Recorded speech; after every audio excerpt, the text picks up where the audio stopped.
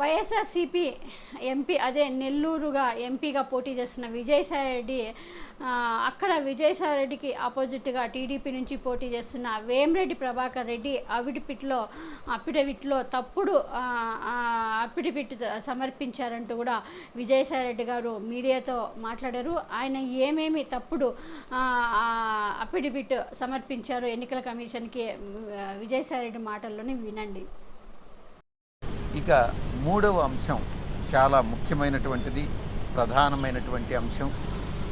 ఇది ఇప్పటి వరకు నాన్ డిస్క్లోజర్ ఆఫ్ ఇన్వెస్ట్మెంట్స్ కానీ షేర్స్ కానీ, ఆయనకి ఏ కంపెనీలో అయితే షేర్స్ ఉన్నాయో, ఆయనకి ఇంట్రెస్ట్ ఉందో ఆ ఇంట్రెస్ట్ని disclose చేయలేదన్నటువంటిది.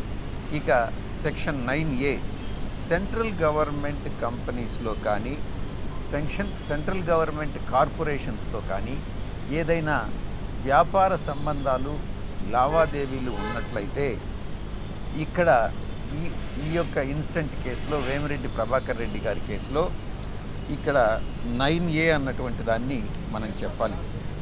Disqualification for central government contract. A person shall be disqualified if and for so long as there subsist a contract entered into by him in the course of trade or business with the appropriate government for the supply of goods to or for the execution of any works undertaken by the government. And there is an explanation also that has been provided to section 9A. ఈ section ప్రకారం ఆయన VPR infrastructure private limited అని కానీ ఆ VPR infrastructure private limited గవర్నమెంట్తో సంబంధం ఉన్నటువంటి corporations, northern coal fields, అది కాకుండా సింగరేణి కాలరీస్తో ఆయన వర్క్స్ చేయడం జరిగింది. కాంట్రాక్ట్స్ ఎంటర్ కావడం జరిగింది. కాబట్టి ఆయన పోటీ చేసేదానికి అర్హులు కాదు అన్నటువంటి విషయాన్ని రిటర్నింగ్ ఆఫీసర్కి నివేదించడం జరిగింది.